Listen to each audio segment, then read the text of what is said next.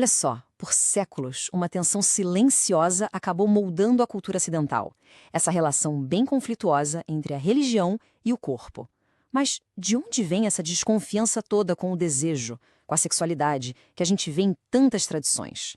A resposta, por incrível que pareça, pode estar escondida em um dos textos mais surpreendentes de um livro sagrado. Beije-me com os beijos de sua boca, pois o seu amor é melhor do que o vinho. Parece um poema de amor de hoje, né? Mas não é. Isso vem direto da Bíblia, do livro Cântico dos Cânticos. É um texto, assim, surpreendentemente erótico e bem sensual, que é considerado canônico tanto no judaísmo quanto no cristianismo, e isso, claro, levanta uma questão bem intrigante. Como é que um texto que celebra abertamente o amor carnal conseguiu sobreviver em religiões que pregam tanto a moderação? Como o desejo humano, que está aí tão explícito, foi conciliado com doutrinas que focam tanto no espírito? A resposta não está na religião em si, mas na filosofia. Pois é, a solução para esse quebra-cabeça todo não veio de dentro da teologia. Veio de uma ideia filosófica poderosíssima que varreu o mundo antigo, a separação radical entre alma e corpo.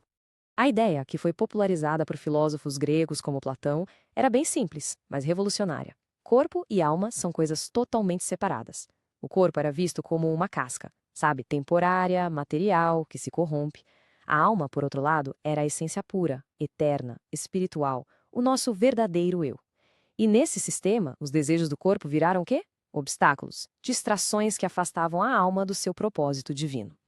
Essa estrutura de pensamento tem um nome, dualismo, e foi essa lente que redefiniu completamente o jeito que as religiões ocidentais olhariam para a sexualidade por séculos e séculos. Como um pesquisador disse, o corpo do desejo quase deixou de ser um corpo material para se tornar um apêndice do espírito. Então, com essa nova ferramenta filosófica em mãos, os pensadores religiosos da época encontraram uma solução simplesmente genial.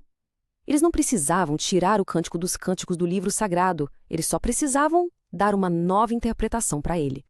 Então, o ponto crucial foi esse, a alegoria.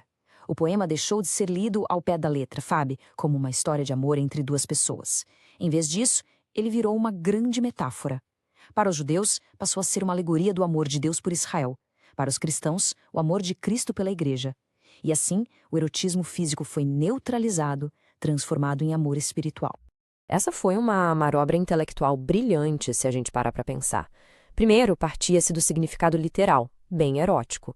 Em seguida, aplicava-se o filtro filosófico do dualismo, que basicamente desvaloriza o corpo. O resultado? Um significado totalmente novo, alegórico e espiritual.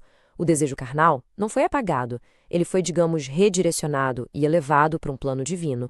Bom, com o dualismo servindo de base, as três grandes fés abraâmicas, o judaísmo, o catolicismo e o protestantismo, acabaram seguindo caminhos distintos, mas relacionados, na forma como abordaram o corpo e a sexualidade.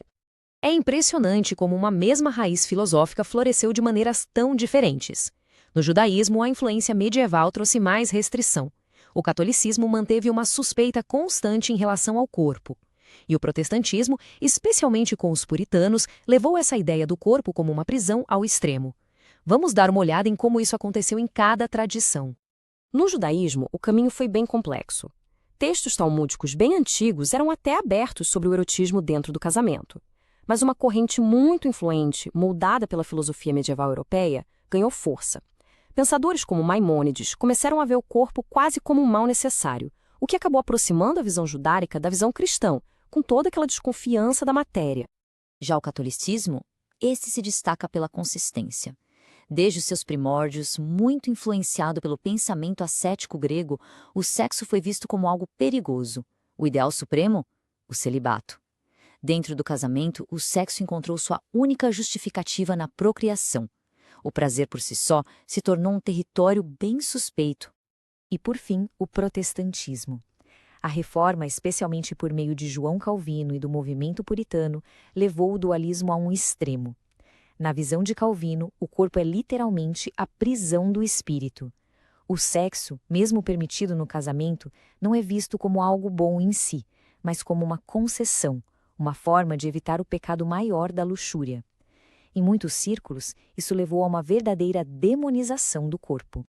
Depois de séculos de filosofia e de teologia, que legado essa jornada intelectual toda nos deixou, hein?